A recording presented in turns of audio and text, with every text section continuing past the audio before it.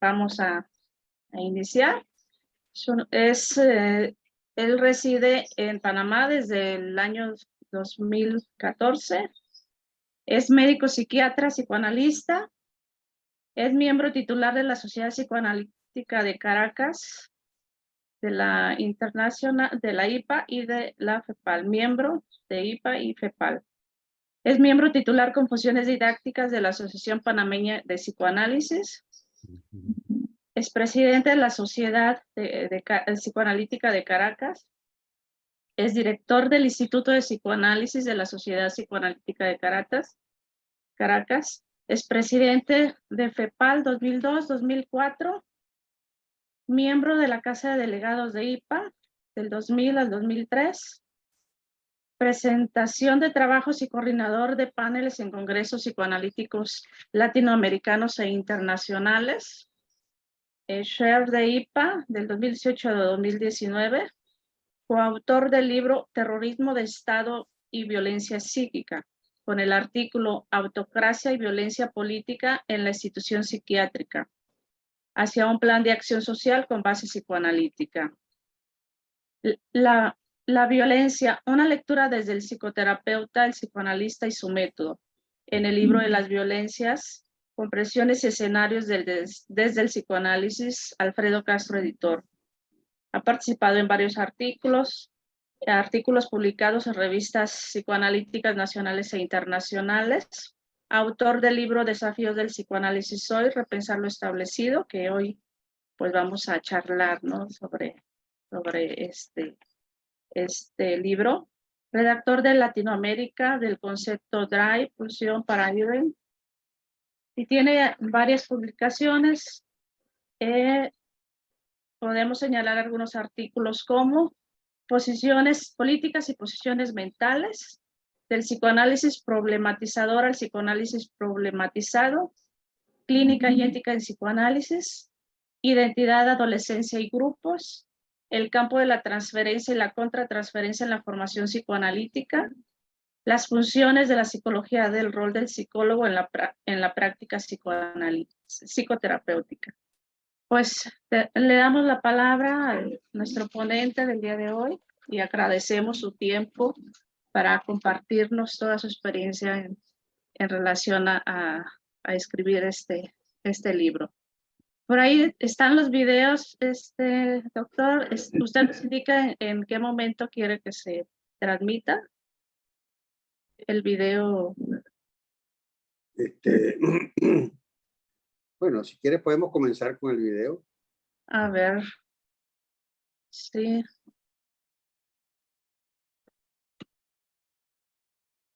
Sí, ahorita no.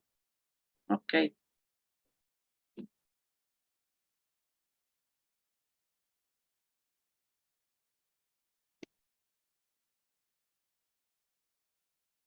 Este video fue realizado por la editorial que se hizo cargo de la publicación del libro. No está circulando el video no está girando. A ver. Vamos a ver. Lo pone otra vez.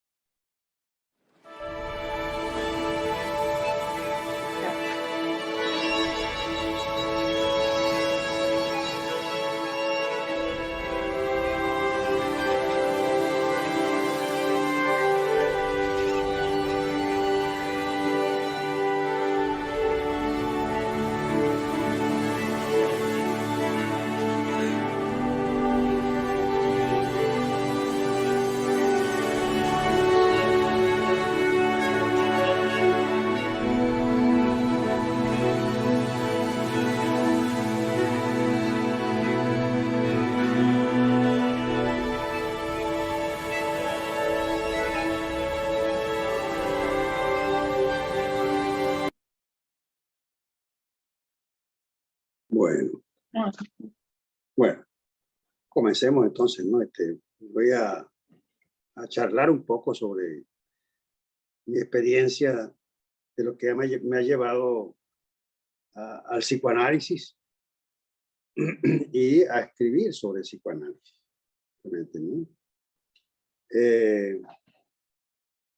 Cuando yo era niño,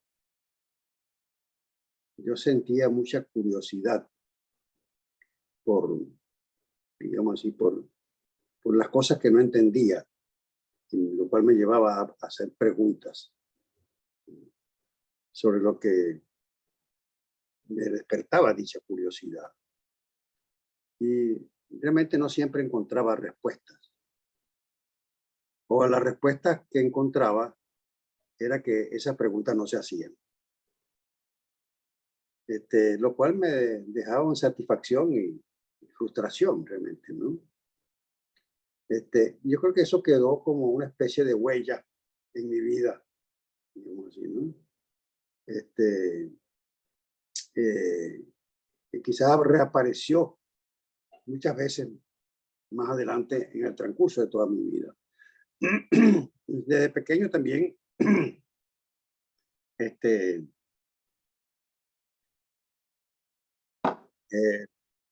fui designado, yo diría que fui designado por mi familia para de alguna manera representar la aspiración a que alguien de la familia pudiese tener una formación académica. Yo pertenecía a una familia de clase media en un pueblo muy pequeño en el interior de Venezuela. Mi padre era comerciante no sé cómo lo llaman en México, ¿no? Pero aquí en Panamá se llaman abarrotes. No sé cómo en México se llama, ¿no? En Venezuela le decimos pulperías, ¿no? Son pequeños comercios que venden de todo, digamos así, ¿no? Y mi padre no tuvo ninguna formación escolar, así, ¿no? Sabía leer y escribir, pero no tuvo ninguna formación escolar. Mi madre tenía cierta formación básica de primaria, ¿no? Pero tenía muchas inquietudes también artísticas, musicales básicamente. Y para mí eso era algo admirado, de ver esa capacidad musical que tenía mi madre, digamos así, ¿no? Mi familia era realmente una familia de pueblo, un pueblo muy pequeño, ¿no? Apenas tenía el pueblo 2.500 habitantes cuando yo era pequeño. Y había solamente la educación primaria. No había otro tipo de educación. Bueno, aprendí a leer, y escribir y cursé primaria. Realmente fui estimulado por mi familia para poder, digamos así, desarrollar el aprendizaje básico.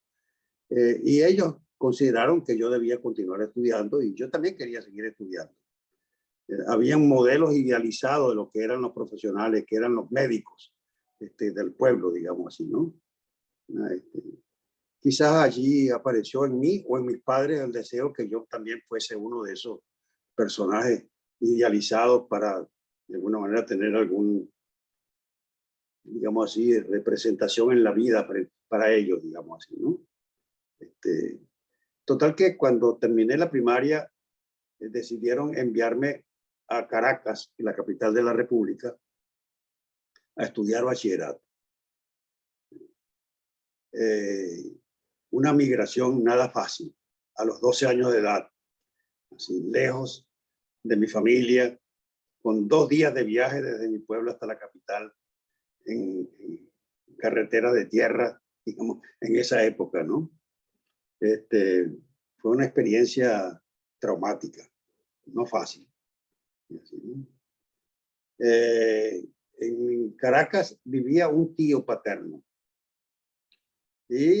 pero no tenía, digamos así, modo de que yo conviviese con él con su familia, ¿no? Entonces viví interno 4 años en un colegio, con una cultura y con unas, digamos así, relaciones de los que vivíamos en ese colegio que no era nada fácil tampoco. Yo recordando lo que me tocó vivir en ese entonces, diría que me tocó vivir lo equivalente a lo que hoy en día se llama bullying.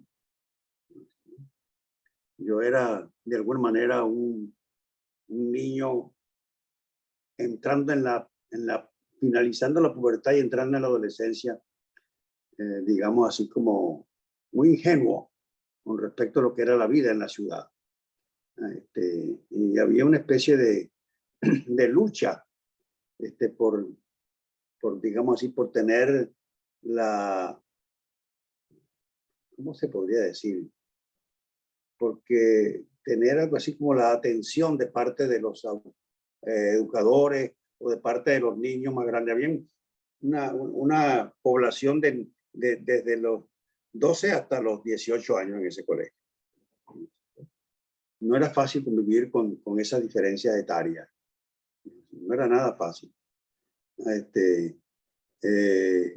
Yo tuve que entonces experimentar en mi cuerpo y en mi alma y en mi mente todo el impacto que implicó esa migración llena de violencia y de agresión.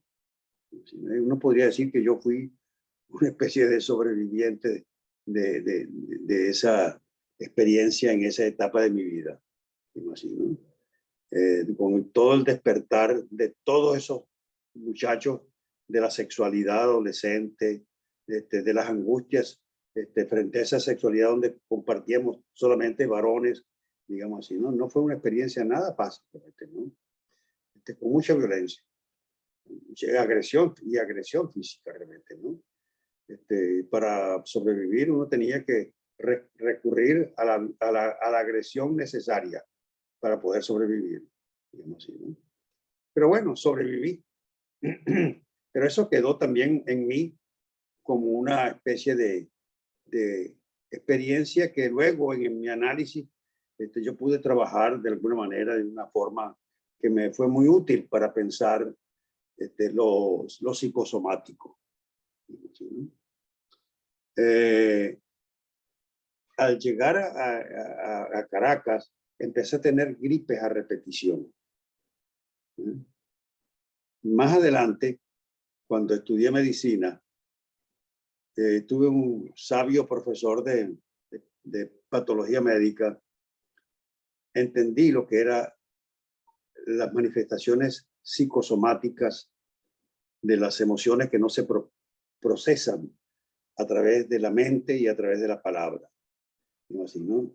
Yo me entendí entonces, más adelante, que esas gripes a repetición, en realidad lo que estaban eran expresando un llanto que yo no pude hacer suficiente, que no lo expresé suficientemente, dada la migración y la separación de mi padre. Pasó todo un año desde que yo llegué a Caracas hasta que pude volver a la casa de mis padres en mi pueblo natal. Entonces, como decía mi sabio profesor, yo lloraba por las vías no naturales del llorar. Así, ¿no? Que eran las gripes a repetición, digamos así, ¿no? O los gritos expresados en la tos, digamos así, ¿no? Pero bueno, eso me fue muy útil y realmente el conocer de que eso, había una relación entre el cuerpo y la mente y las experiencias de la vida social de migraciones, digamos así, ¿no? Y todo lo que implica la migración y lo que yo representaba para mi familia en cuanto a ser yo el representante de esa migración, en ese momento de la familia, en ese momento de mi vida. Bueno, yo creo que fue lo que de alguna manera también me motivó en algún momento dado en mi ejercicio profesional psicoanalítico a escribir algunos respecto a algún artículo sobre lo psicosomático. ¿Sí, no? Escribí sobre la rectopolitis ulcerativa, escribí sobre el asma bronquial, etcétera, etcétera. ¿No? Hay algunos artículos allí que escribí alrededor de lo psicosomático. Seguramente ustedes, algunos han hojeado algunos de esos artículos que están allí. Bueno, el hecho es que cuando estudié, luego terminé bachillerato, decidí buscar hacer la carrera de medicina y empecé la carrera de medicina. No fue nada fácil tampoco iniciar porque todo ese pasaje de la adolescencia temprana camino hacia la adultez, fue un proceso también complejo. ¿No? Salir del internado, tener que vivir en pensiones en Caracas, no poder vivir en casa de mi tío, aunque tenía una buena relación con él, no tenía una buena relación con la esposa de él. Fueron situaciones complejas para mi vida realmente, ¿no? Que me causaron malestares y sufrimiento, digamos así también, ¿no? Busqué ayuda profesional, pero no habían psicoanalistas en esa época en Venezuela. Y tampoco había psicoterapeutas. ¿No? Una vía posible que encontré de aliviar un poco esa dramática personal fue incursionar en el teatro universitario. Entonces estuve 2 años trabajando en obra de teatro en el teatro universitario de la Universidad Central de Venezuela. Y eso me permitió canalizar muchas cosas en ese teatro, digamos así, ¿no? A la vez que empezaba la carrera de medicina. Bueno, el hecho es que cuando estudiaba medicina yo realmente me preguntaba, ¿qué quiero yo ser como médico?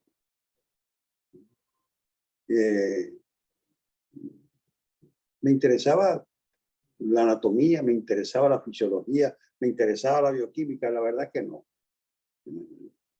Me interesaba realmente conocer un poco el funcionamiento de la relación del médico con el enfermo, digamos así, ¿no? La relación, lo que hoy en día se llamaría relación médico-paciente, en la cual, de alguna manera, en la medicina de esa época no se tomaba muy en cuenta que cuando la persona que acude a donde un médico no solamente acude llevando sus conflictos físicos, sino que también lleva lo que está correlacionado con los sufrimientos físicos, que es los sufrimientos emocionales o los malestares emocionales que están en relación con su problemática física. ¿No? Y repito, cuando me tocó estudiar con ese sabio profesor de patología médica, que después descubrí, porque tuve cierta relación con él en el transcurso de mi carrera, que había sido un lector de las obras psicoanalíticas del psicoanálisis inglés. No era psicoanalista, pero tenía una intuición, digamos así, ¿no? Muy importante del funcionamiento de la mente humana y la relación de la mente con el cuerpo. En las clases de patología médica, en realidad, eran unas clases de psicosomática, realmente, ¿no? Y él mostraba ejemplos de su trabajo con los pacientes, en los cuales abordaba con una metodología muy sui generis el tratamiento de ese tipo de pacientes. Él era músico, se había graduado de médico, venía de un origen muy humilde, se había graduado de médico, trabajando, tocando el violín en bares en la ciudad para tener algún sustento para poder llevar adelante su modo de vida hasta que se graduó de médico. ¿No? Después se especializó en Francia y se hizo médico internista, era muy capaz y muy reconocido, jefe de una cátedra de clínica médica. Tenía fama, su intuición para comprender el funcionamiento psíquico y la relación con el cuerpo, le hacía que lo llamaran como una especie de brujo, ¿no? Que la gente no entendía cómo él podía tener esa intuición, esa capacidad de comprender esa interrelación cuerpo-mente. ¿No? Lo llamaban Bambarito. Era un apodo que tenía de brujo, digamos así, ¿no? Pero realmente eso para mí fue un impacto. Yo allí decidí que lo que yo quería era estudiar algo relacionado con eso. ¿No? Y terminé mi formación médica siempre pensando que yo lo que quería era hacer psiquiatría. Porque los psiquiatras que había en la universidad, los cuales en el servicio de atención de ayuda a los estudiantes de la universidad de parte de los profesionales de la mente, que eran los psiquiatras, que no podían tener ninguna capacidad para poder ayudar a nadie. Yo creo que ni para ayudarse a ellos mismos, realmente. Eran psiquiatras organicistas, o fenomenólogos, ¿no? Y realmente no podían acercarse a conversar con alguien sobre los problemas. Digamos, así que uno podía presentarle y desear que le escucharan a uno, digamos así, ¿no? Así es que, bueno, cuando terminé mi formación médica, me fui a trabajar como médico al interior.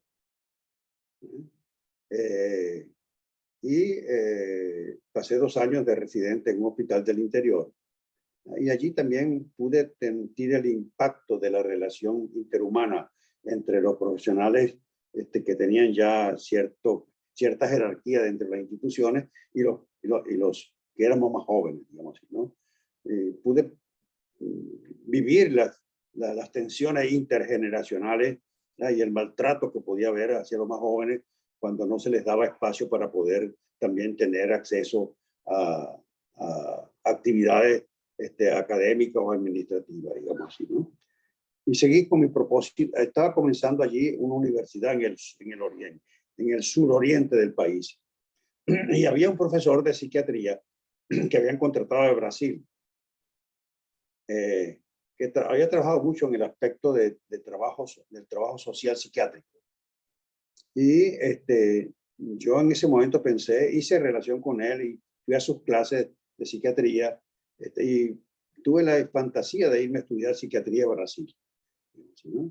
Él era también alguien más de una corriente fenomenológica, no era un psiquiatra que manejaba la parte de psicoanalítica ni dinámica, digamos así, ¿no?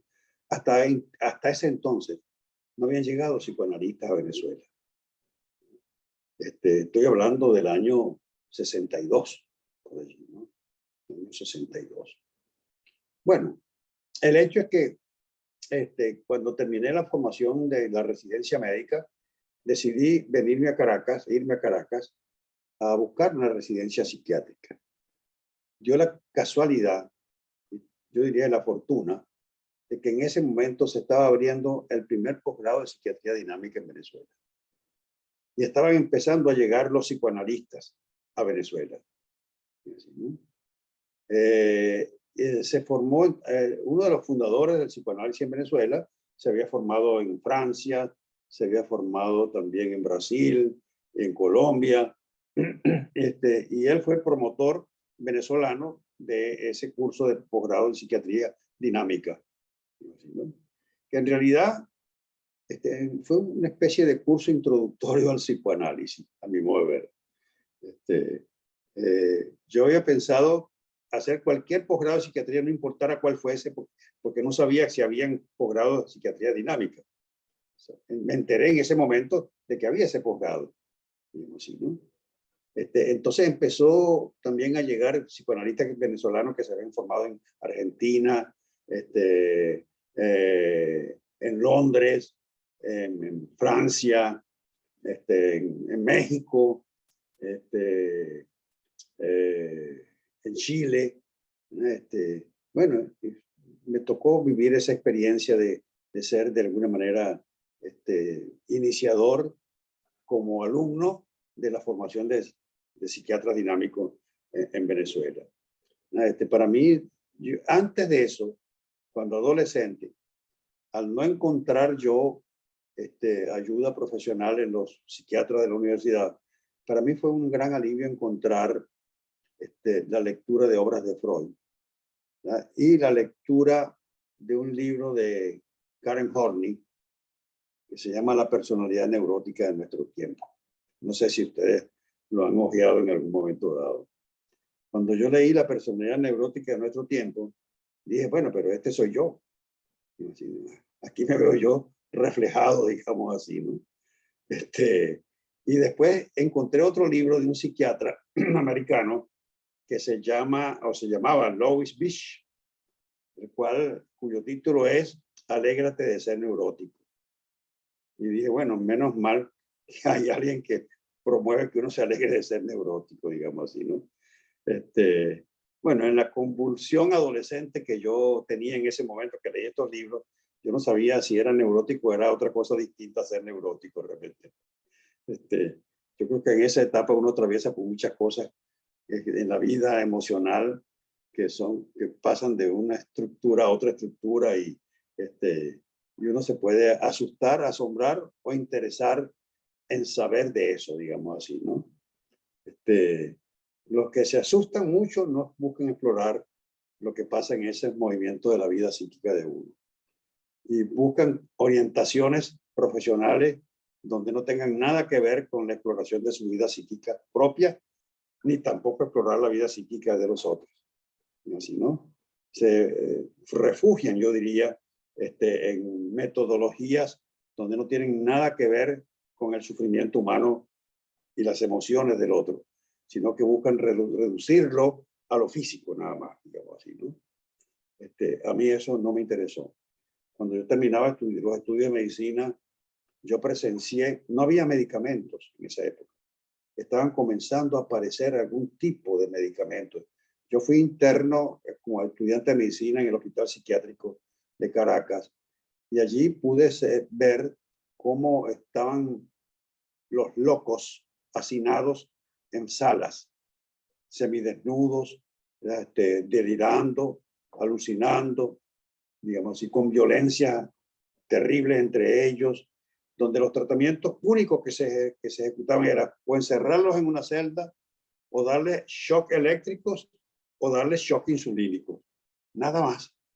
No había otro tipo de medicamentos. Empezó a aparecer el Serpazol en esa época, bueno, después el Largactil más adelante, pero no había medicamentos realmente en esa época. Estaba empezando la psicofarmacología, digo así, ¿no?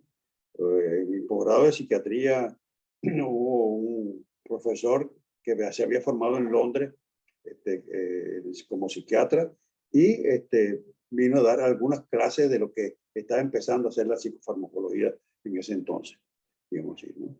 Bueno, pero no era el campo que a mí realmente me interesaba.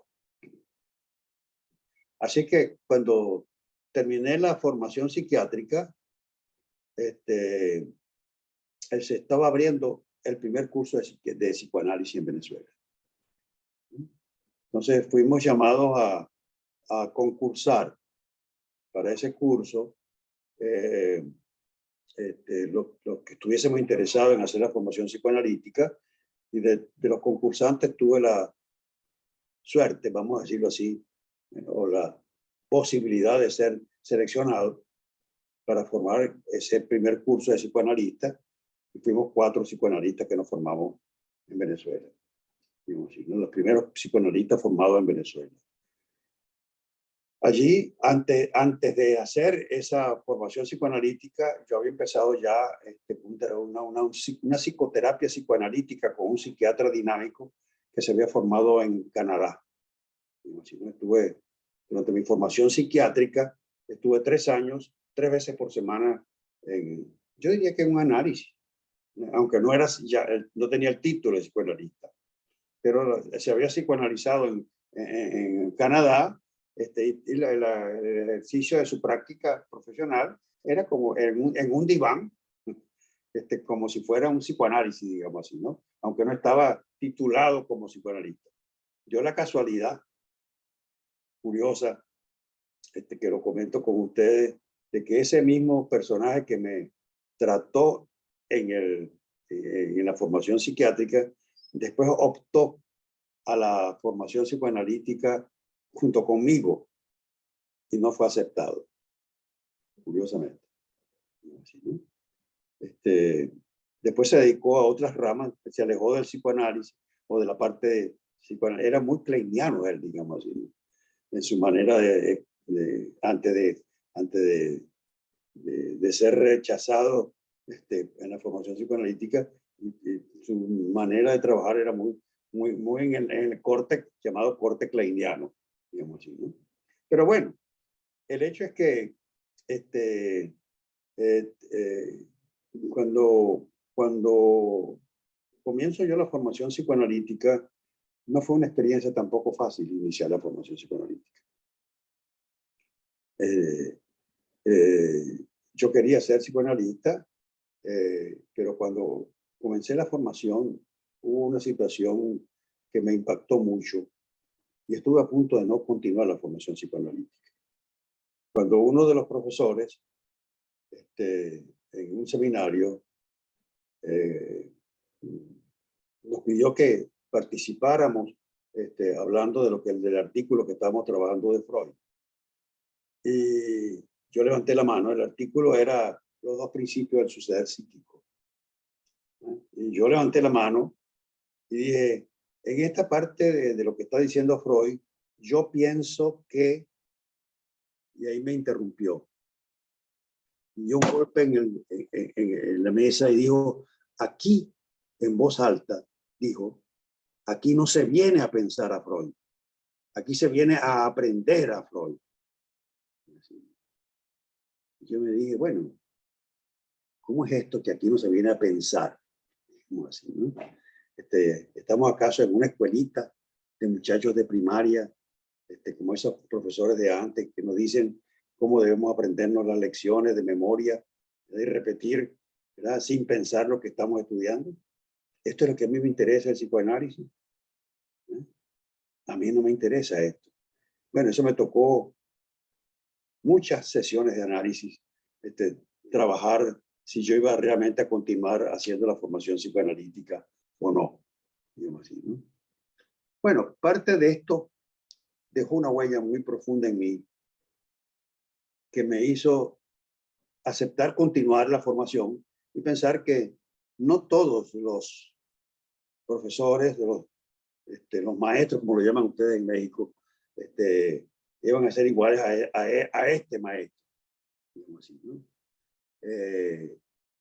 Pero muchos tenían ese corte de enseñanza. Y yo me dije, si alguna vez yo voy a ser enseñante, es todo lo contrario a esto lo que yo quiero hacer cuando yo sea un enseñante. Y eso he intentado hacerlo toda mi vida docente, porque me ha tocado ser docente, digamos así, de psicoanálisis también, tanto en las supervisiones como en los seminarios, etcétera, etcétera, etcétera. Bueno, no quiero tomar mucho tiempo de acá para dar espacio para que ustedes puedan también intervenir. Pero leyendo lo que yo podía resumir de este libro, ¿no? Un libro que tiene aproximadamente 1000 páginas, digamos así, entre los 2 tomos. Es imposible que se resuma todo. Pero me encontré con algo que dijo Freud o que escribió Freud, digamos así, ¿no? En Más allá del principio del placer, ¿no? Y me hizo pensar que yo coincidía con esto que había dicho Freud en ese texto, digamos así, ¿no? Y lo comparto. Él dijo, creo que cada cual está dominado por preferencias hondamente arraigadas en su interioridad, que, sin que se lo advierta, son las que se ponen en obra cuando se especula. Entonces, todo lo que nosotros escribimos, todo lo que publicamos y pensamos para transmitir nuestros pensamientos a través de trabajos psicoanalíticos, realmente son expresiones de lo que está hondamente arraigado en nuestra interioridad. Son un espejo de nosotros. Por eso me llamó la atención la palabra que usó Freud. Se ponen en obra cuando se especula. Especular es una palabra muy etimológicamente significa un espejo.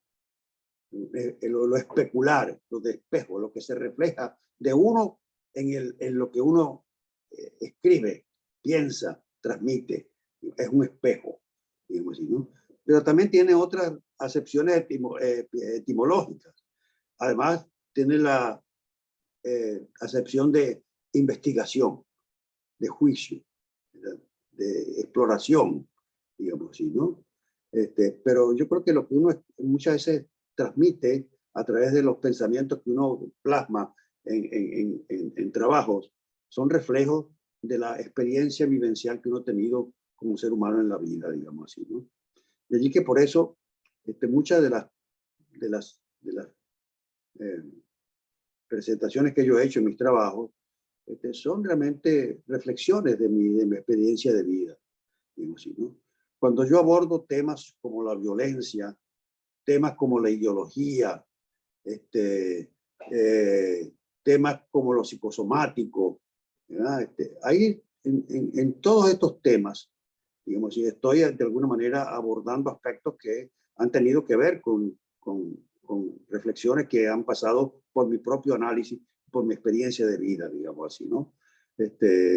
Por ejemplo, el tema de la migración, que escribí un trabajo sobre migración, recojo experiencias de mis migraciones, digamos así, ¿no? Mis migraciones como cuando adolescente y mis migraciones ahora a Panamá, digamos así, en mi vida ya hacia la adultez mayor, para no darle otro epíteto, digamos así, ¿no?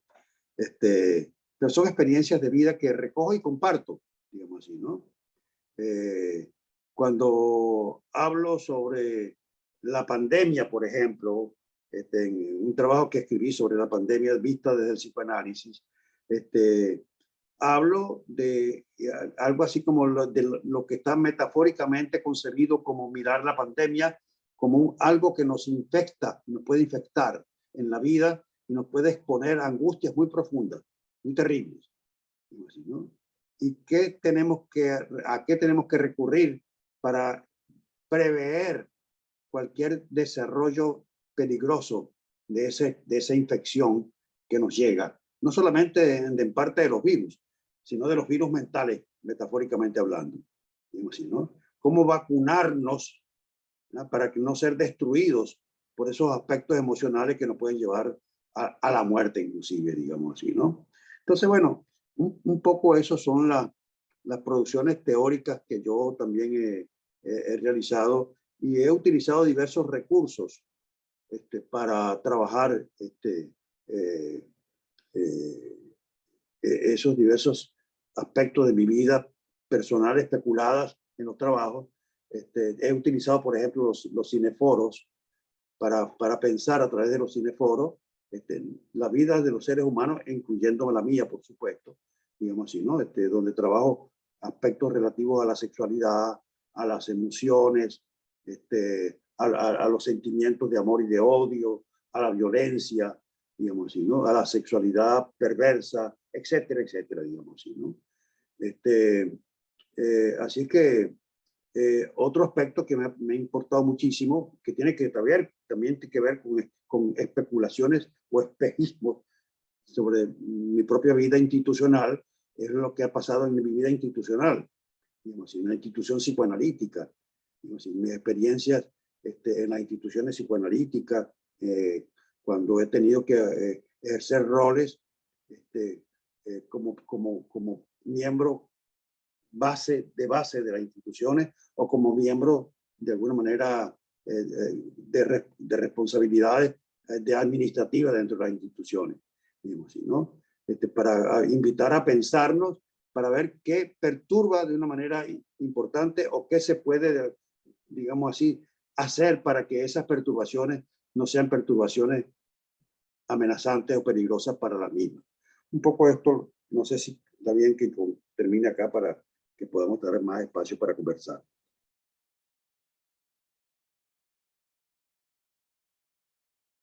Muchas gracias, Serapio, por compartirnos toda esta experiencia y todas estas vivencias de la vocación, ¿no? De lo que uno quiere realizar en su vida, ¿no? El primer comentario está a cargo de Blanca Eulalia Zárate López. Me voy a permitir presentarla. Ella es licenciada en Psicología Clínica por la Universidad de Guanajuato. Cuenta con maestría en Psicología Clínica por la Sociedad de Psicoanálisis León, México. Es miembro titular con funciones didácticas de la Sociedad de Psicoanálisis de León, México. Miembro titular de la Asociación Psicoanalítica Internacional. Es presidenta de la Sociedad de Psicoanálisis de León, México. Y miembro del Grupo de Autogestión de Estudios de Grupos GAE. Te damos la palabra, Blanca. Muchas gracias, muchas gracias. Ay, bueno, pues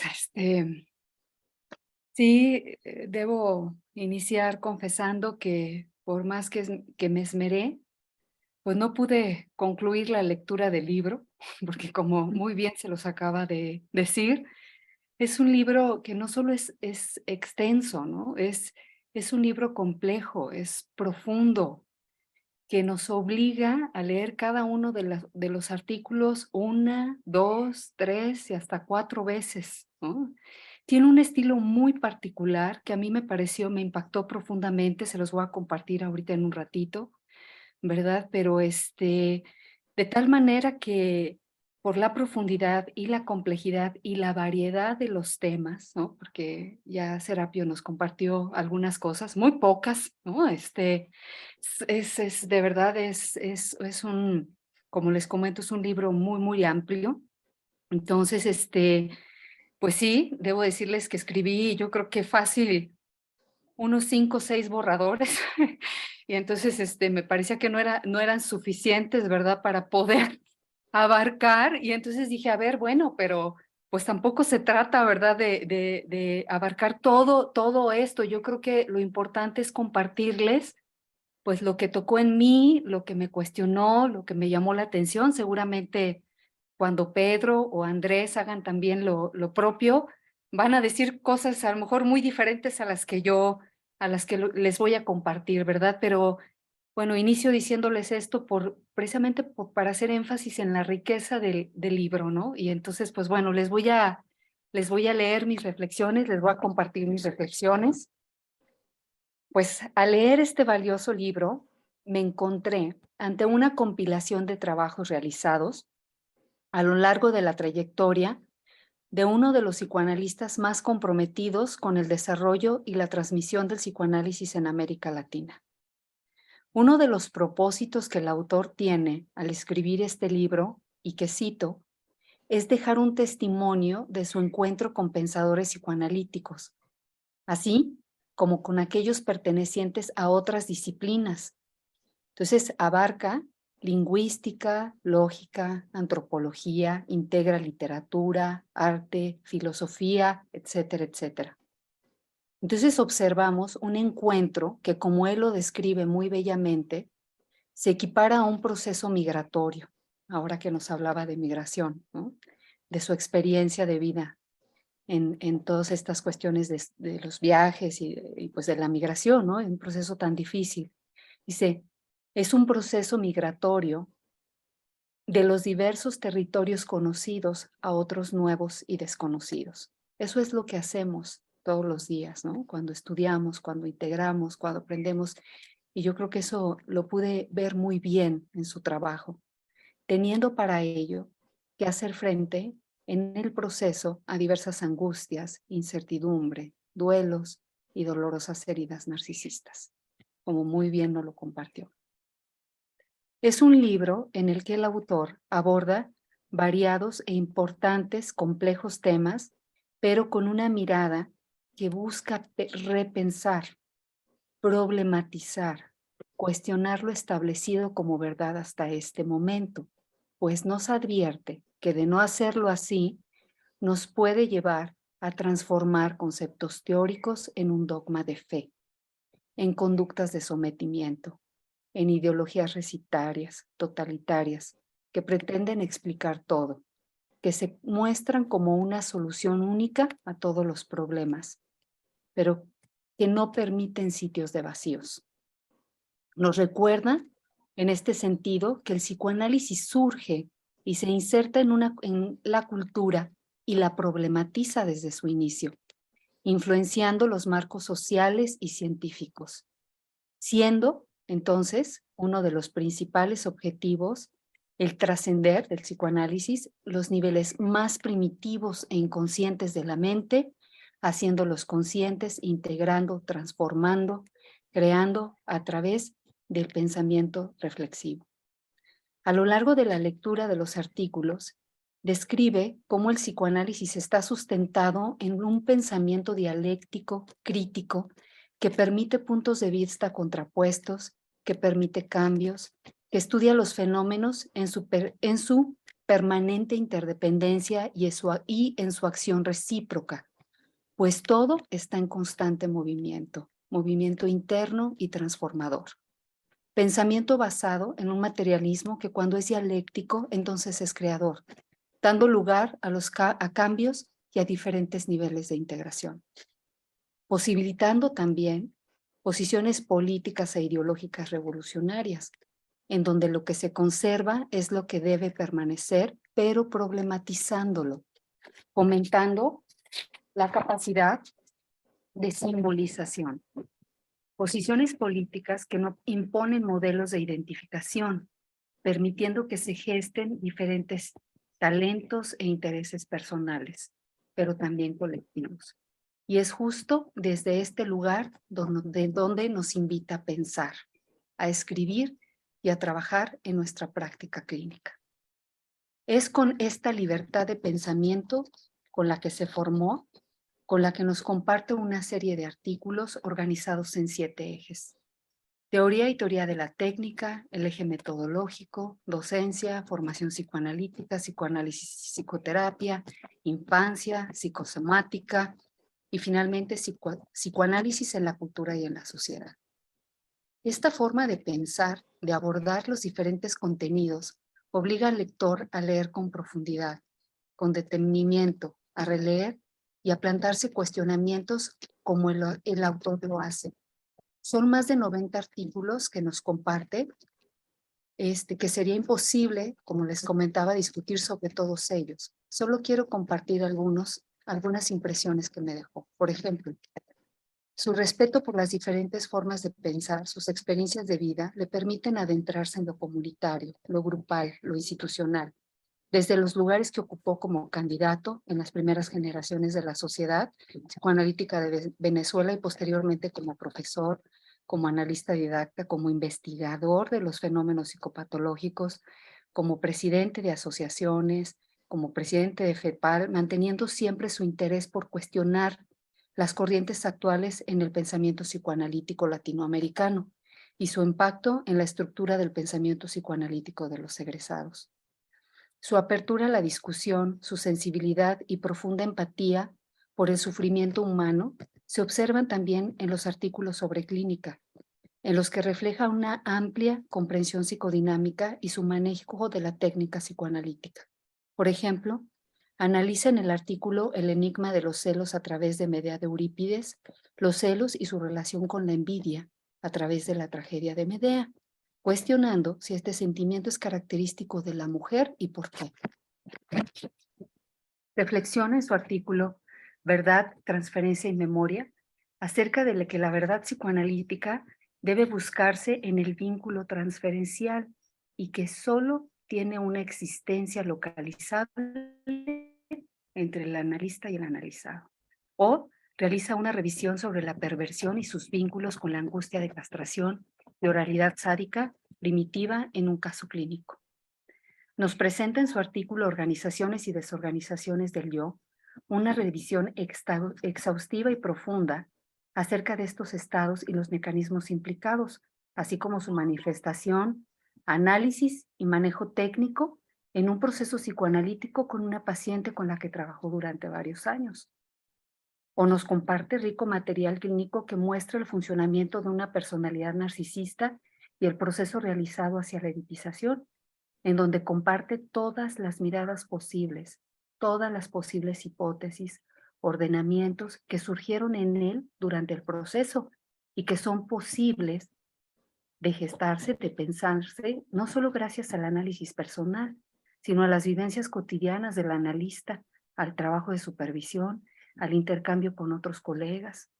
Es así como a lo largo de todos estos trabajos nos muestra entonces cómo funciona la mente de un psicoanalista. Por otro lado, se adentra en el análisis de algunos de los conceptos más importantes del psicoanálisis, como por ejemplo el instinto de muerte, transferencia, vínculo, apego, narcisismo. Analiza fenómenos como la violencia. Revisa y cuestiona fenómenos sociales como la pandemia y su relación con lo real, lo virtual y su impacto en el método psicoanalítico. Otros artículos muestran su experiencia y teorización sobre el psicoanálisis comunitario. Por ejemplo, el estudio de los fenómenos de la migración, que ya nos compartió ahorita, en donde integra su propia experiencia lo que le permite tener una mirada de mayor profundidad y empatía.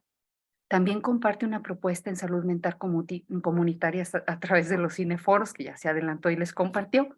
Revisa en otro artículo el impacto de la autocracia y la violencia política en víctimas sobrevivientes y en sus allegados, o analiza el uso del autoritarismo y el abuso del poder institucional en las instituciones psiquiátricas. E incluso comparte sus reflexiones acerca de los problemas del psicoanálisis y de la IPA y sus posibles soluciones. Finalmente, en los últimos artículos de este libro, aborda de una manera muy didáctica las diferencias y características distintivas del psicoanálisis, la psiquiatría, el psicoanálisis silvestre, o las diferencias entre psicoanálisis y psicoterapias orientadas psicoanalíticamente, y hace una interesante revisión acerca de la práctica psicoanalítica en la actualidad. Finalmente, considero que estamos ante un valiosísimo trabajo porque a través de estos documentos nos muestra cómo hacer frente a la angustia de la que somos objetos, a ser continentes de las fuertes reacciones contratransferenciales producto de nuestra práctica. Pues que no solo es a través, como lo mencionaba, del análisis personal, sino también a través de un estilo de vida en donde predomina el compromiso con el estudio constante, la investigación, la libertad de pensamiento que permite y fomente la discusión abierta con otros grupos, con analistas, instituciones, sobre lo que acontece en la mente del ser humano, para luego ponerlo en papel y compartirlo como una valiosa herencia a las nuevas generaciones. Muchas felicidades, Serapio, un excelente libro que recomiendo ampliamente a estudiantes, candidatos, analistas y especialistas en el área de la salud que quieran adentrarse al psicoanálisis en todas sus vertientes. Muchas gracias por la oportunidad de compartir. Gracias a ti, gracias a ti, gracias a ti. Mejor imposible. Muchas gracias. Gracias. Gracias, Blanca, por tu comentario. Pasamos al segundo comentario que está a cargo de Pedro Alvarado Canales. Él es licenciado en psicología por la Universidad de Guanajuato. Cuenta con maestría en psicología profunda por la Sociedad de Psicoanálisis León, México. Tiene formación en psicoanálisis también aquí mismo en la sociedad. Tiene práctica privada como psicoterapia y psicoanalista. Y tiene experiencia laboral con adolescentes como orientador educativo en nivel medio superior y docente en nivel superior. Pedro, te damos la palabra. Adelante. Buenas noches. Buenas noches a todos los presentes. Tengo la fortuna y el gusto de conocer al doctor Serapio Marcano desde hace algunos años.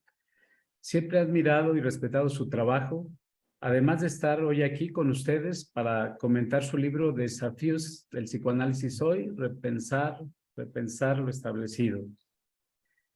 Hablando de desafíos, el primero que he tenido es la lectura de su libro, ya que todo él es un extenso compendio de experiencias y reflexiones de toda su muy extensa trayectoria, que va aproximadamente, más o menos, los años 70, que se graduó como psicoanalista, hasta la actualidad. De hecho, desde antes, hace rato nos comentaba cómo ya hacía por ahí algunas reflexiones, bueno, como desde niño, ¿verdad? Lo decía. A través del libro pude observar al doctor Serapio Marcano como un gran ser humano y psicoanalista, con un espíritu de investigación e inquietud filosófica, además de su amplísima experiencia teórico-práctica sobre el psicoanálisis. Bueno, él es reconocido como uno de los principales pioneros e impulsores del psicoanálisis en su país. También ha hecho aportaciones significativas en otras asociaciones. Nosotros hemos tenido la fortuna y la coincidencia de que también está con nosotros. Bueno, ahora, hablando de su libro, en él nos está invitando a cuestionar y repensar la teoría y práctica psicoanalítica, como en sus tiempos lo hizo Sigmund Freud, lo cual es un ejercicio necesario para avanzar, integrar, descubrir y mejorar nuestro quehacer analítico. Por tanto, esta obra de investigación rigurosa y precisa se convierte en una aportación que nos impulsa a reflexionar y ampliar el conocimiento del psicoanálisis para continuar su evolución hacia el perfeccionamiento. En este compendioso pero ameno texto vemos incluidos los temas centrales que fundamentan al psicoanálisis, tales como transferencia, contratransferencia, resistencia, técnica, pulsiones, narcisismo, entre otros. También aborda de manera rigurosa y científica el psicoanálisis en adultos, niños, adolescentes, parejas, grupos, así como también en el campo aplicado a la violencia que se vive en las comunidades actuales. Otros aspectos que trata son los relacionados a la docencia, formación analítica, psicosomática, psicoanálisis y psicoterapia. Por tanto, de manera histórica, su lectura nos lleva por todo un recorrido del psicoanálisis desde su origen hasta la actualidad. También nos va presentando de forma didáctica casos clínicos, experiencias, mitología, psicodrama, pero particularmente encontramos en sus cineforos análisis psicoanalíticos de temas humanos, esenciales como el amor, la sexualidad, pulsiones, la soledad, entre otros, lo cual permite al lector aprender y retroalimentar de manera clara y precisa los conceptos que va desarrollando. La actitud cuestionadora y dialéctica que muestra el doctor Serapio en el planteamiento de todos sus temas nos lleva a encontrar contradicciones teóricas y prácticas como preámbulo para que el psicoanálisis pueda seguir avanzando en su saber científico y práctico, pues en cada apartado del libro nos motiva a cuestionarnos de manera profunda sobre cómo entendemos en la actualidad los conceptos tratados y de práctica clínica del mismo, replanteándose cuáles son los desafíos que nos presenta el psicoanálisis hoy. El doctor Serapio se pregunta, ¿cuáles de los fundamentos teóricos y metodológicos en nuestra disciplina tienen condición de permanencia, así como certeza, y cuáles no?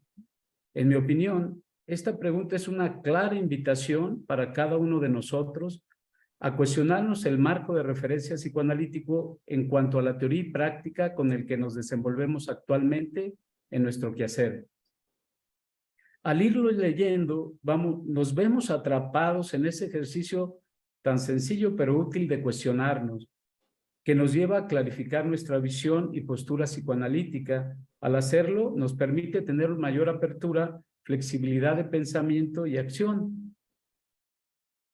El psicoanálisis ha sido un ejemplo de transitoriedad al emigrar y evolucionar gracias al trabajo de algunos psicoanalistas posteriores a Freud y sus contemporáneos, tales como Klein, Bion, Kohut, Lacan, por nombrar algunos, los cuales aportaron nuevos elementos que transformaron paulatinamente la teoría, técnica y práctica psicoanalítica. De igual manera, se ha venido ampliando el campo de intervención en grupos, parejas y la comunidad. Retomando lo anterior, me parece acertado cómo el doctor Serapio plantea la necesidad de que el psicoanálisis, sin perder su esencia e identidad, se abra a otras disciplinas. Estas podrían ser neurociencia, la sociología, la antropología, etcétera, las cuales se enriquecerán mutuamente. El apartado de la adolescencia fue un tema que me conectó, pues en mi práctica como orientador educativo, una de mis actividades actuales es el trabajo con adolescentes y padres de familia. Encuentro que el doctor Serapio desarrolla este tema de manera amplia, pues transita por el tema de la psicopatología del adolescente, profundiza sobre el aspecto clave de la identidad de los jóvenes, la influencia de los factores sociales en estos, habla sobre entrevistas iniciales, encuadre y psicoterapia psicoanalítica en el joven, enriqueciendo mi entendimiento psicodinámico de la adolescencia.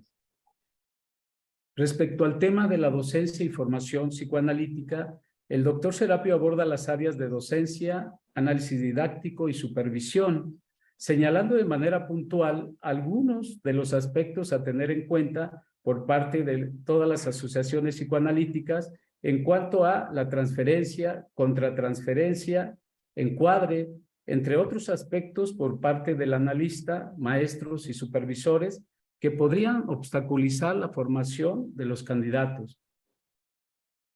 Respecto a la experiencia del doctor Serapio en comunidad, nos presenta las dificultades que se originan desde las instituciones de salud pública para llevar a cabo programas que beneficien a la comunidad. Además, nos presenta todo un modelo de abordaje y programas de intervención, dentro de las cuales y de manera creativa a través de cineforos, busca generar conciencia en la salud mental de la población.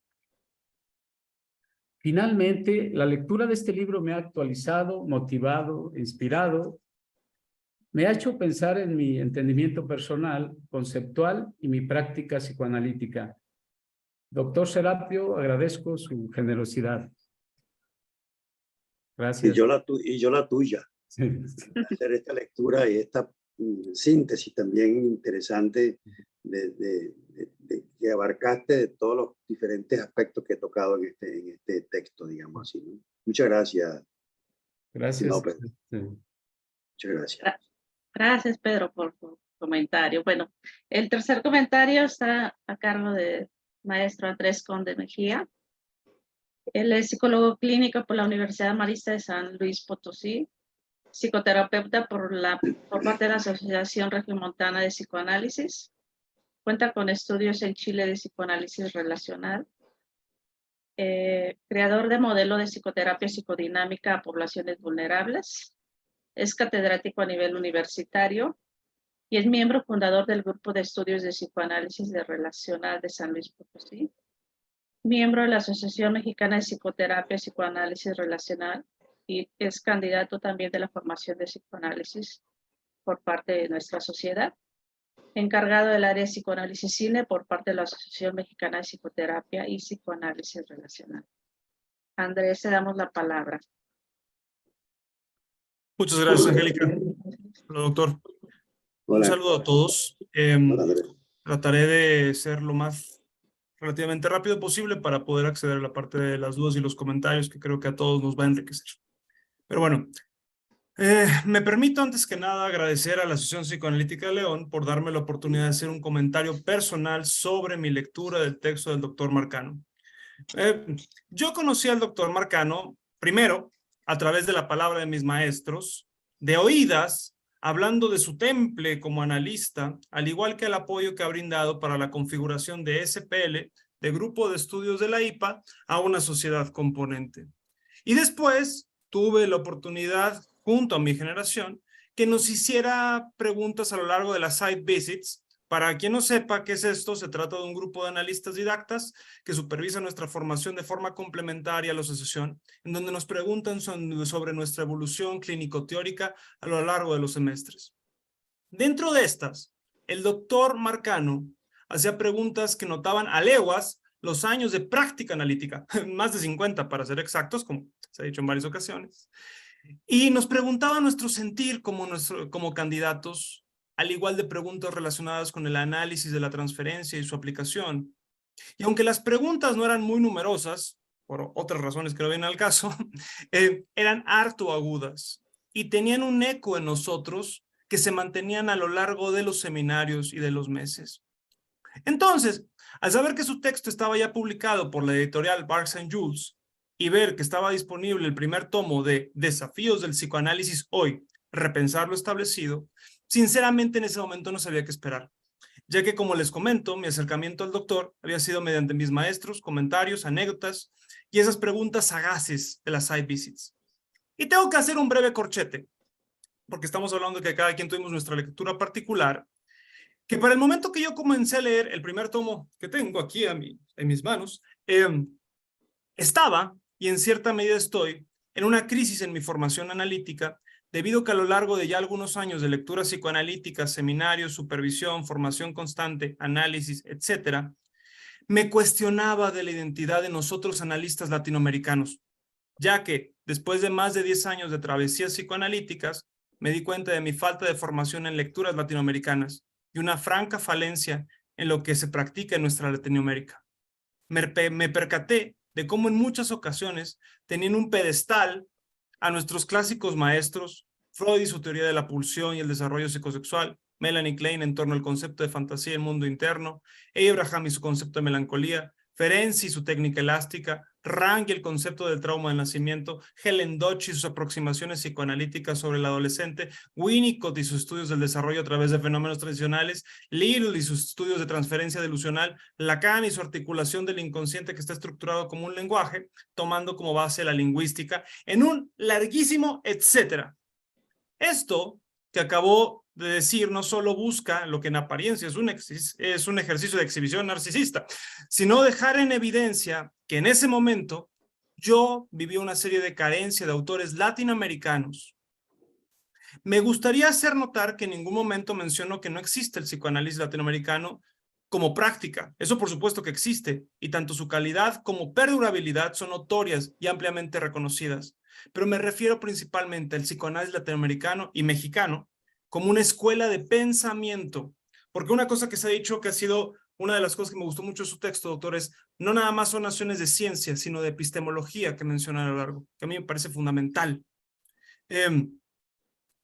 Y también fundar nociones epistemológicas fraguadas en nuestro territorio, con nuestros pacientes y nuestra clínica. Claro que se habían revisado autores como Leon Greenberg, Raskowski, Garma, Bleger, Aberastur y muchos otros, pero fuera de los analistas citados con anterioridad, no sabía sobre una propuesta de pensamiento por partes de colegas mexicanos y realmente desconocía las propuestas de los demás analistas latinoamericanos. Por supuesto que hay muchas revisiones de autores sobre ciertos temas, pero propiamente un psicoanálisis mexicano o latinoamericano. Creo que en general me encontré en una bruma en la cual, como es mencionado, por el decolonialismo, no me percataba el eurocentrismo dentro de mi esquema conceptual referencial operativo, como diría Pichon Rivière, o coro interno, como dirían las palabras de Sandra Boechler. Me vi inmerso en una crisis, dado que aunque las propuestas de los autores citados se podrían ver en casos de la clínica cotidiana, ni remotamente es lo mismo el concepto de cómo se vivía el Edipo en la época de Freud, pero tampoco es el mismo Edipo en Europa que en el Bajío, y menos en Panamá. En esta tempestad llegó el repartidor de Amazon y me encuentro ya en físico el primer tomo del doctor Marcano, y para mi muy grata sorpresa me di cuenta que muchas de mis dudas y crisis habían pasado también por su pluma.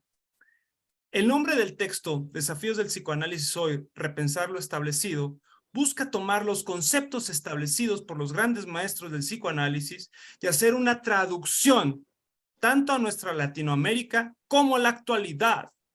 Lo que va a dejar claro el doctor Marcano es que el psicoanálisis, en medida que no sea problematizado, concepto muy importante a lo largo del texto, por cierto, es decir, que sea sometido a una crítica rigurosa en torno a la cultura y sus conflictos actuales, puede quedar en un oscurantismo parecido al de la Edad Media, y yo por lo tanto comparto esta idea.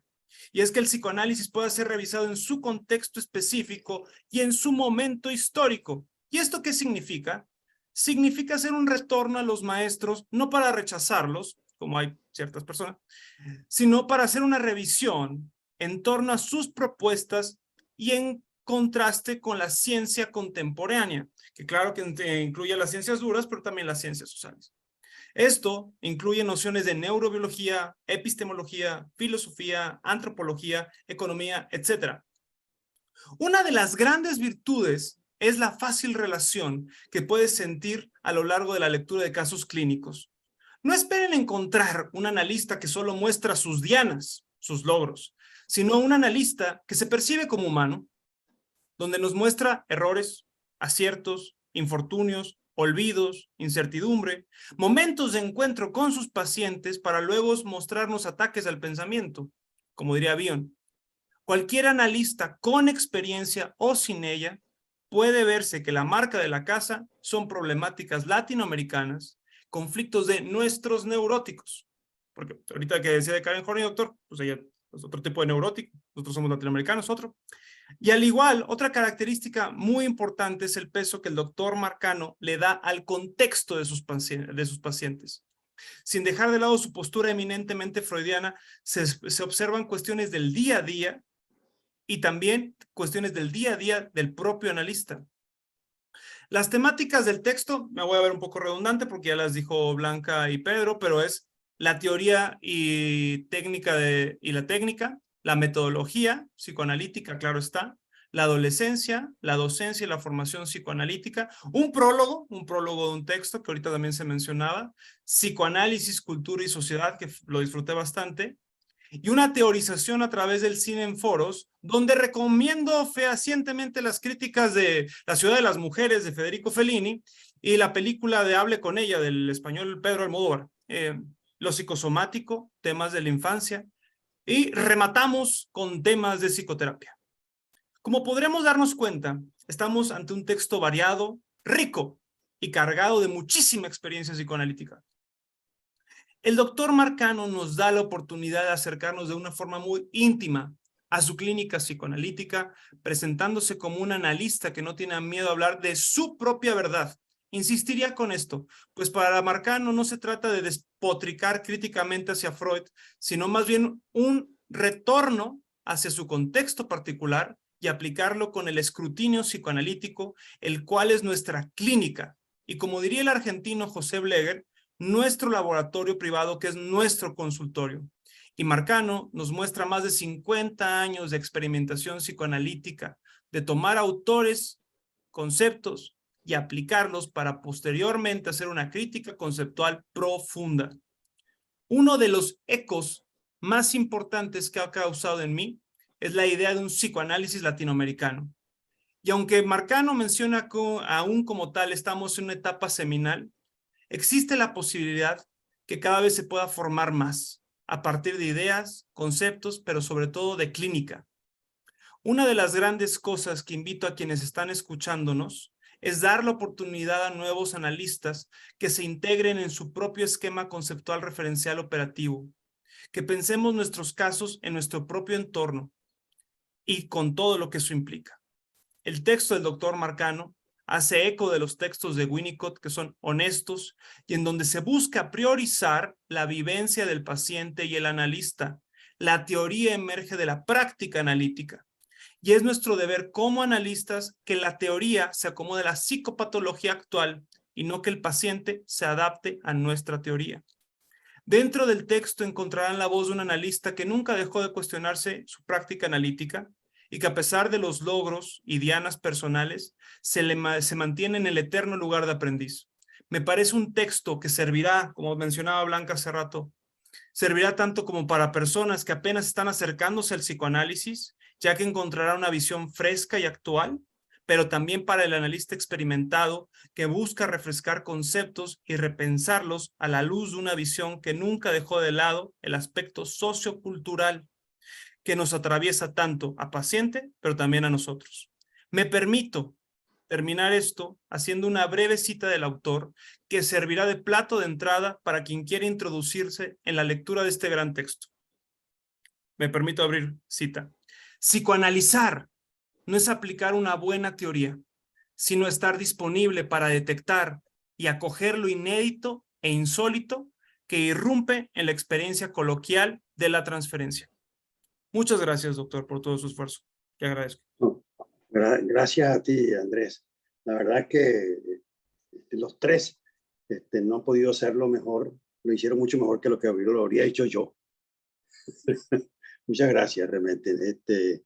Yo creo que ha dicho algo que también está implícito en lo que dijeron Blanca y Pedro, que es que en realidad este texto a mí me ha servido para repensar lo que yo mismo tengo como establecido, ¿verdad?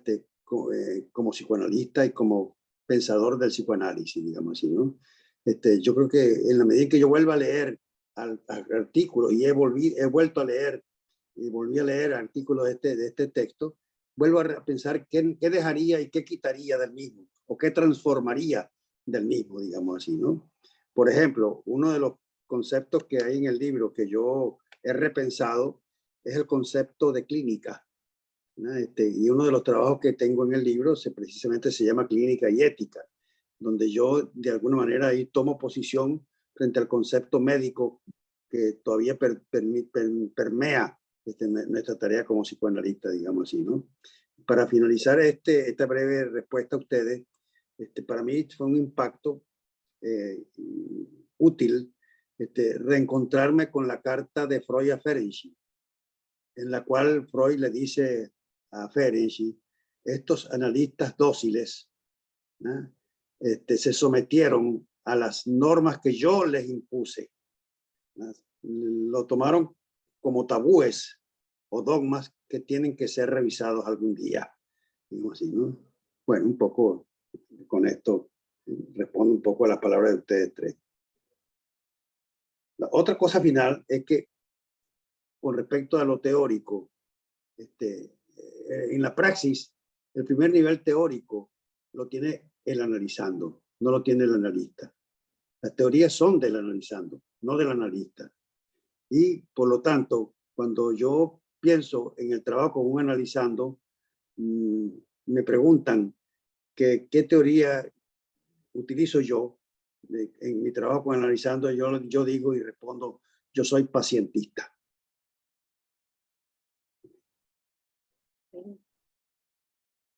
Muchas gracias, Bueno. Serapio, por tus comentarios. Vamos a dar la apertura a las personas que quieran comentar, que quieren agregar a lo ya mencionado. Entonces, por ahí Andrés levantó la mano. Estaba aplaudiendo. A ver. Sí. Ahorita vas a ver tu pregunta. Okay.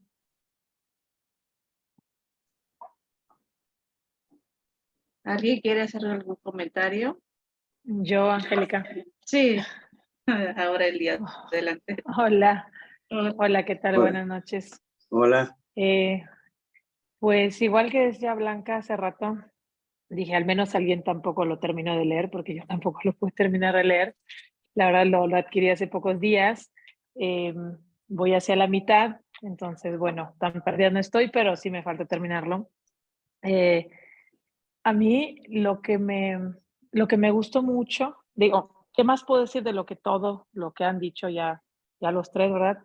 Pero lo que me gustó mucho a mí fue esa parte de abrirse como psicoanalista ante otros profesionistas, porque es una profesión donde estamos muy solos. O sea, es una profesión donde el psicoterapeuta, el analista, o sea, trabajamos en soledad, o sea, estamos con los pacientes, pero no somos como los médicos que de pronto se juntan y hacen una cirugía, ¿no? Y comparten su experiencia, su saber hacer, etcétera. Y pues sí, o sea, es famoso decir que entre los analistas reina un cierto narcisismo, ¿no? Donde todos tienen la sabiduría y todos en su consultorio hacen lo mejor y todos brillamos, todos en nuestro... Y al final no hay nunca parámetro de nada. Y es difícil abrirse como lo hizo el doctor y exponer su trabajo, exponerse también a la crítica, reconocer de pronto que pues su propia subjetividad, su propia experiencia, su propia vivencia a veces lo puede ayudar, pero también a veces lo puede cegar, a veces lo puede llevar a cometer algunos errores de interpretación o en otras ocasiones pues toda la inversa, ¿no? Entonces a mí la honestidad brutal con la que se abrió en este libro y también con la que empezó de hecho la plática, pues a mí me marcó mucho y le agradezco mucho porque es tesoro puro. Casi nadie se atreve a escribir así en nuestros tiempos, así, casi yo me sentía como con la cámara en su consultorio, ¿no? Así como esas experiencias. Y me gustó mucho, así que, bueno, me falta terminarlo, pero pues felicidades y muchas gracias por compartir, que es más que un libro, es más que una técnica, es más que pensamientos teóricos, o sea, es algo muy personal y pues muchas gracias. Gracias a ti. Muchas gracias a ti. Okay. Yo, Aida, adelante. buenas noches, qué emoción escucharlo, porque cuando Andrés decía de las visitas, pues recordaba esas visitas yo, ¿no? Y siempre, yo no he leído el libro, pero escuché y toda la riqueza que me imagino que es de toda esta experiencia acumulada, pero yo lo que siempre he admirado es esa humildad de permanecer ahí como ahí, ¿no? No en ese exhibicionismo, sino escuchando, dejando la palabra al otro. Esa humildad que me habla, a mí me da una imagen de ese desapego, pero siempre es un desapego pensando en ayudar al otro, ¿no? Y esa se me hace una cualidad muy, muy hermosa que siempre se transmitió en las visitas y siempre se transmite cuando lo escuchamos, que con mucha generosidad y desapego de exponerse nos transmite. Muchas gracias. Gracias a ti, Aida. Muchas gracias por tu palabra. Yo, Angélica. Sí, adelante. Buenas noches, Buenas doctor. Pues me gustó mucho la reunión. Tuve la oportunidad de comprar los libros y para mí, pues son momentos como de mucha generosidad y ahora entiendo por qué cuando relata su historia, como esa parte de niño queriendo contestar muchas preguntas y creo que para mí el libro en momentos donde digo, ay, necesito leer más de esto, qué pasa, ¿no? Con este paciente. Me voy al libro y veo niños, psicoanálisis en niños, psicoanálisis en adolescentes, transferencia contra transferencia. Entonces siempre he encontrado una respuesta a las preguntas que me van surgiendo en la clínica como analista en formación, que creo que ha sido muy valioso, por supuesto, todo lo que hemos recorrido y lo que he observado, ¿no? En las city visits es su generosidad para transmitir el conocimiento y formar. Y que esta curiosidad no se quede, ¿no? Solamente en la formación, sino que es un camino, como usted nos lo dijo, de 50 años, de compartir su experiencia. Entonces, para mí ha sido muy provechoso tener su libro, recurrir a él y hoy escucharlo también. Muchas gracias. Gracias a ti. Muchas gracias.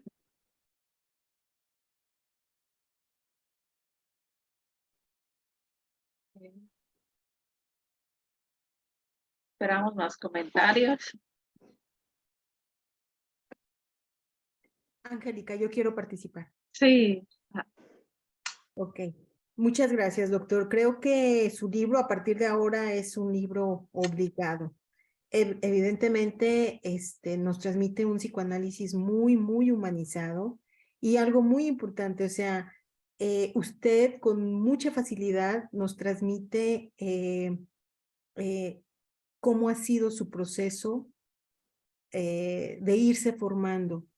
Algo que creo yo que a los psicoanalistas nos cuesta mucho exponer cosas como muy personales, ¿no? Comúnmente es todo muy ceremonioso, la teoría, la técnica, pero pues somos humanos y por supuesto que sabemos que llevamos todo un proceso y que usted lo exponga, yo creo que abre puertas a voltearnos a ver y en esa medida nunca olvidar ver de esa manera al paciente. Me encanta cuando dice que su teoría es pacientista, porque definitivamente es ver al paciente, ¿no?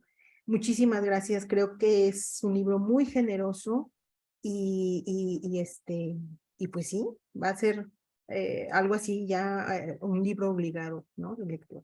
Muchas gracias. Gracias, Marta. Muchas gracias, Marta. Muchas gracias.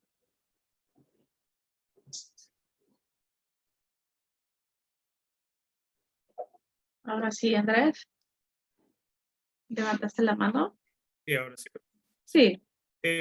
Primero de lo que dicen de los casos, recomendaría mucho el caso de Lulú, que platica en la primera parte del texto, doctor, que me parece un caso que aparte de le da bastantes hojas, donde se relatan muchos aspectos transferenciales, que es muy interesante ese caso. A mí me pareció justamente ahorita que estaba diciendo Aureli, que uno se siente en la cámara, efectivamente, uno se siente ahí en esas sesiones por la manera en que la redacta. Pero hoy mi comentario va más orientado hacia una pregunta justamente que más o menos venía encaminada con lo anterior. El prólogo que usted hace es sobre un texto que se llama Psicoanálisis Latinoamericano. Y en su experiencia me gustaría preguntarle, ¿usted qué cree que es necesario que haya para que una sociedad o un grupo de analistas vayan formando su propia escuela de pensamiento? Es decir, sus propios cuestionamientos a partir. Porque una cosa que también decía en un texto sobre el psicoanálisis venezolano, que aplicó una encuesta en un cierto momento, era que la lectura que había de ciertos autores era como que freudiana, un poco lacaniana y kleiniana, pero que no había como tal propuestas, a pesar de que había una práctica. Entonces, en toda su experiencia como docente, presidente FEPAL, etcétera, ¿qué características cree necesarias para que esto emerja? Bueno, el tema del psicoanálisis latinoamericano está plasmado en ese texto que tú dijiste, por un lado, y por otro lado, en una, vamos a decirlo así, en una diálogo, discusión que tuve con Tuckett, David Tuckett. Parte de esa discusión que tuve con Tuckett también está recogida en uno de los trabajos del libro, digamos así, ¿no? Donde él cuestionaba la diferencia que teníamos los latinoamericanos con el psicoanálisis. Mejor dicho, él observaba la diferencia entre el psicoanálisis inglés y europeo con el psicoanálisis latinoamericano, ¿no? Criticando la libertad que él observaba, que él consideraba como no analítica, no psicoanalítica del psicoanálisis latinoamericano, ¿no? Lo cual me llevó a mí a responderle, ¿verdad? Que esa era su visión europea, eurocentrista o inglés-centrista, vamos a decir así, ¿no? Pero que él confundía de alguna manera libertad con una actitud no responsable con el conocimiento psicoanalítico, digamos así, ¿no? Entonces, bueno, eso fue la respuesta que yo le di a Tuckett, digamos así, ¿no? Cuando él era presidente de la Federación Europea de Psicoanálisis, le hizo comentarios muy duros frente al psicoanálisis. Yo creo que el psicoanálisis latinoamericano es muy variado, digamos así, ¿no? Donde podemos de alguna manera tener tendencia a seguir autores y crear escuelas, o dentro de los mismos latinoamericanos podemos también tener tendencias a ser acólitos de determinadas teorías y de determinados teóricos psicoanalíticos mundiales, vamos a decirlo así, ¿no? Pero también dentro del mismo hay pensadores que son, vamos a decirlo así, más creativos y no anhelantes de crear, vamos a decirlo así, escuelas o iglesias psicoanalíticas, digamos así, ¿no? Entonces, para mí un ejemplo paradigmático de ese autor con más libertad que cuestiona e invita a pensarnos en nuestras ideologías psicoanalíticas, ¿verdad? Si estamos del lado, como bien lo señaló antes Blanca, del idealismo o del materialismo o de la dialéctica o de la metafísica, fue Blecher, digamos así, ¿no? Entonces, bueno, otro punto que ustedes han tocado, me parece interesante, es cuánto tenemos que estar alerta los psicoanalistas a la presencia de un tipo de narcisismo que no es útil en nosotros, ¿no? Porque, vamos a decirlo así, hay narcisismos que son útiles y hay narcisismos que son destructivos de la capacidad de desarrollo del pensamiento, ¿no? Cuando son destructivos, son creadores de iglesias, son hebdomadarios, como se dice, ¿no? Entonces, ¿cómo de alguna manera es imposible no tener narcisismo? Porque forma parte de la experiencia de vida de cualquier ser humano. El punto está cómo se va creando, sustentando, administrando el mismo a través del desarrollo de nuestra vida, digamos así, ¿no? Entonces, bueno, un poco, no sé si con esto contesto un poco tu pregunta, digamos así, ¿no? Bueno. Carlos, adelante. Sí, muchas gracias. Buenas noches a todos. Doctor, un gusto saludarlo. Bueno, pues han dicho muchas cosas. Yo coincido que seguramente se convertirá ahora en un texto ligado por su riqueza. Muchísimas gracias por su generosidad, por esta apertura, compartir de su propia experiencia. En lo personal, me ha tocado conocerlo en presencial, ¿verdad? Y yo me llevo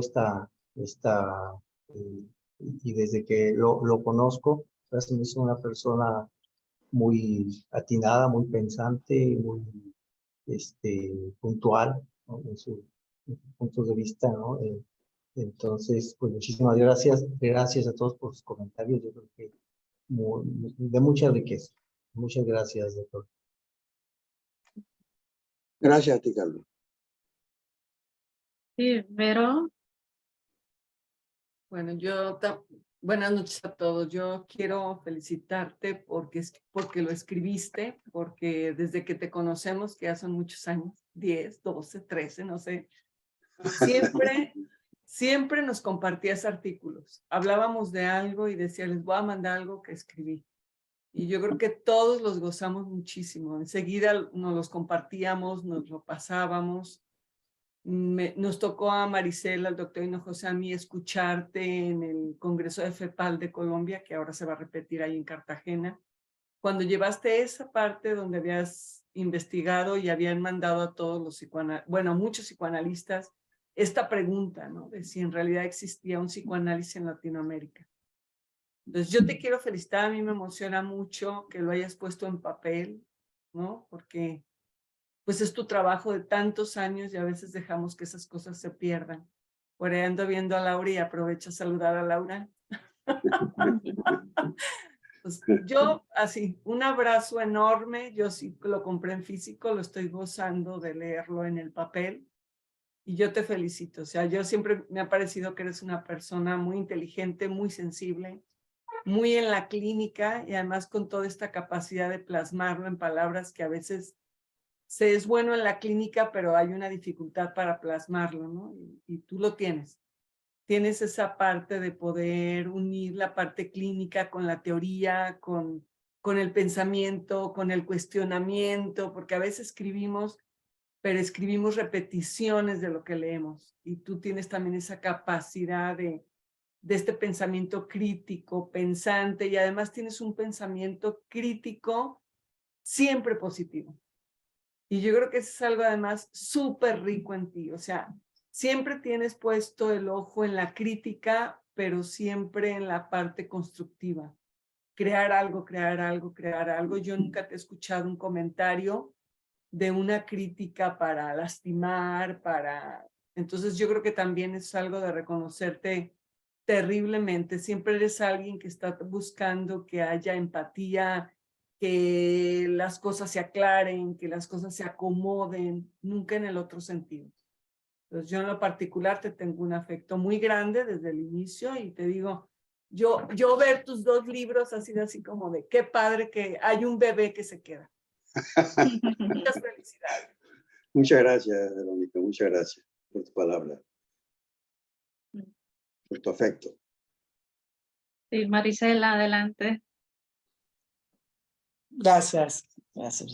Pues yo también, Serapio, te felicito por la presentación de este libro que resume de alguna manera toda tu trayectoria, que es enorme, que es grandísima por el camino psicoanalítico.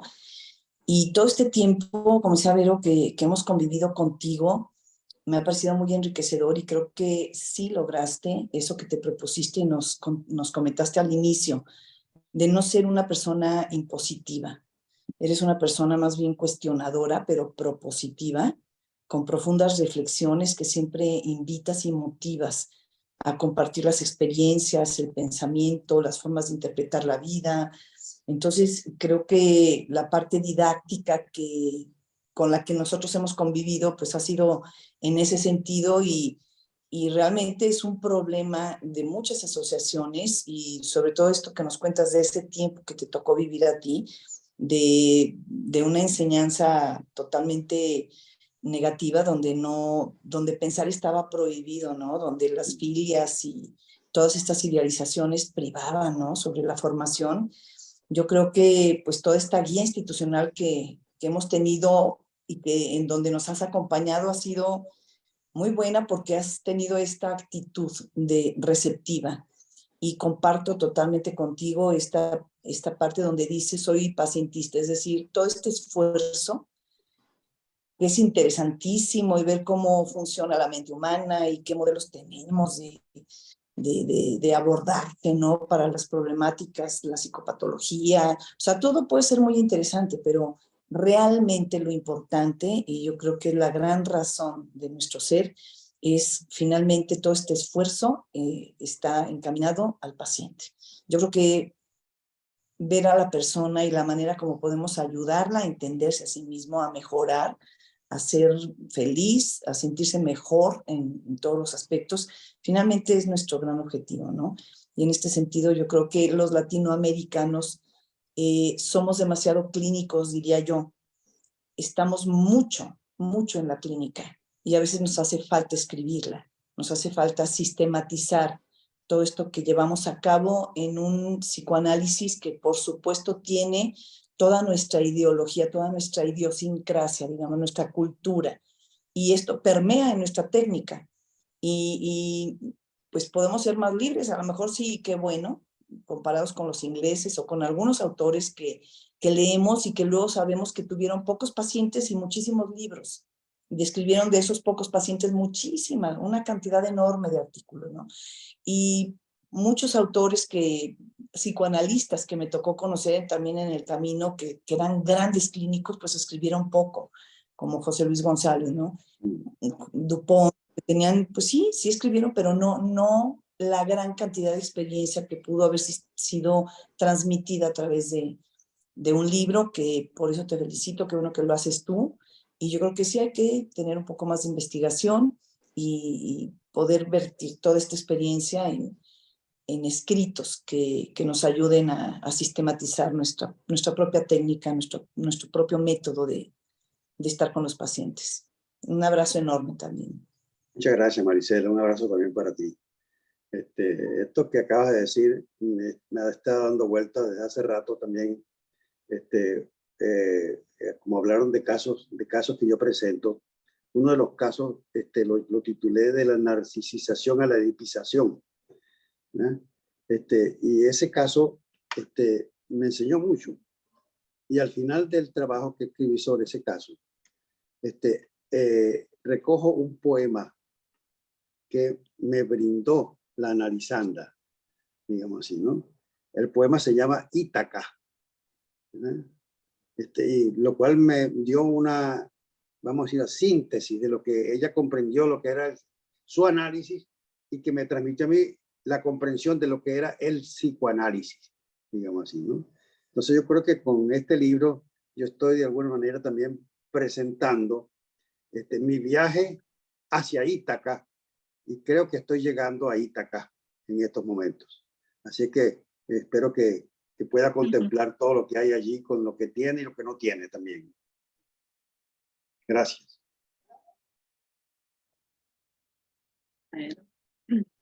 Malena, adelante. Gracias. Bueno, buenas noches, doctor Marcano. Hola, Malena. A mí me da mucho gusto siempre leerlo, esto que comentaba Verónica, de cómo cada que venía y teníamos alguna duda, surge alguna duda, siempre había les voy a mandar este artículo, o les voy a mandar esta información que les puede ayudar. Entonces, como un acompañamiento de la importancia de escribir en esta línea media entre ni ser irreverente, ni ser tan mesurado, sino ser como un rebelde de lo que usted vivió. Y yo creo que desde aquel momento en que le dijeron, aquí lo que hay es este tipo de formación, usted no le quedaba de otra más que hacerlo, pero desde la mirada que siempre trajo presente, ¿no? Me dio mucho gusto y le agradezco como esta experiencia de cómo se fue dando su vocación para ser psicoanalista y también para escribir las historias que usted ha vivido, ¿no? Yo creo que algo que nos falta mucho, no sé si a nivel Latinoamérica o en México, pero aquí en León yo lo he visto, nos falta mucho escribir. Nos da miedo, no sé si mostrarnos o no saber integrar, pero creo que el psicoanálisis latinoamericano ahí está, desde este cuestionamiento que usted hace. Yo recuerdo haber visto una revista que se llamaba así, Psicoanálisis Latinoamericano, creo que editada por la Asociación Psicoanalítica Argentina, Psicoanálisis Latinoamericano Contemporáneo, en donde usted hace un prólogo, creo, ahí. Y esto, desde lo que comentaba Andrés, yo creo que sí tenemos una forma especial de ser psicoanalistas en Latinoamérica. Y a mí lo que me encanta es su libro, que permite ver cómo el psicoanalista debe considerar el contexto tanto de su paciente como el contexto personal de uno. Y desde ahí yo veo un psicoanálisis sistémico que tome en cuenta a todos los sistemas que rodean al sujeto, ya no solo desde lo intrapsíquico, sino toda la parte del contexto del paciente y del terapeuta y el contexto de la interacción. Yo recuerdo haber visto en el congreso último de la IPA una mesa en donde había psicoanalistas europeos y psicoanalistas americanos y hacían una crítica como si el psicoanálisis latinoamericano o americano fuera como light, como que debería de tenerse mucho cuidado en lo que se hace. Y yo lo he visto precisamente ahorita en el grupo de supervisión que tenemos 3 alumnos, pero que son 3 estilos que tienen mucho que ver, por un lado, con la formación de ese León, por otro lado, con la formación que ustedes como Site Visit nos trajeron como parte de una identidad, y por otro lado, la vida personal de cada uno de ellos. Y yo puedo ver un psicoanálisis muy individual de cada uno de ellos. Sí, acudimos a los básicos. Nuestros teóricos básicos son fundamentales, pero en cada una de estas sesiones de supervisión vamos haciendo teoría y vamos haciendo clínica. Lo que nos falta que es escribir esas experiencias. Yo le agradezco porque usted nos trae un cortejo de experiencias que va desde lo individual hasta lo contextual, hasta lo cultural o social, que nos puede ayudar a motivarnos y a darnos cuenta que eso es lo que tenemos que hacer. Sí, no quedarnos con la experiencia nada más, sino escribirla.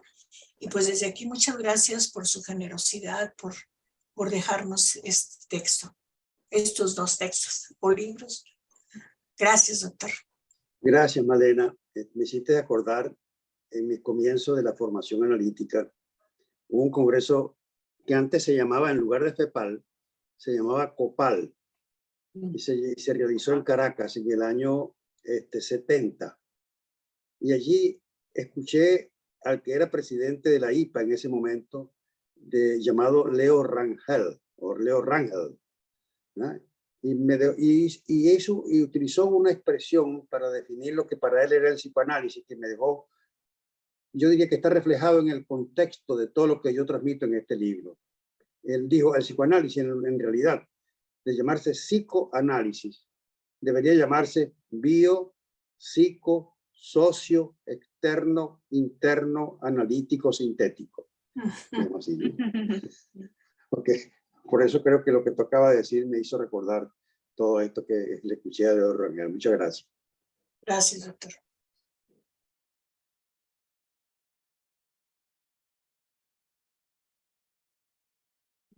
Muchas gracias por todas sus participaciones a todos. No sé si hay alguna más por ahí. Me he quitado bastante tiempo de la noche a ustedes, ¿no? Pues gracias, doctor, por esas 2 horas, ¿no?, que nos ha regalado el día de hoy. Realmente, pues es una motivación a todos los que vamos empezando en esta área del psicoanálisis, ¿no? Y pues un gran ejemplo, ¿no?, a seguir.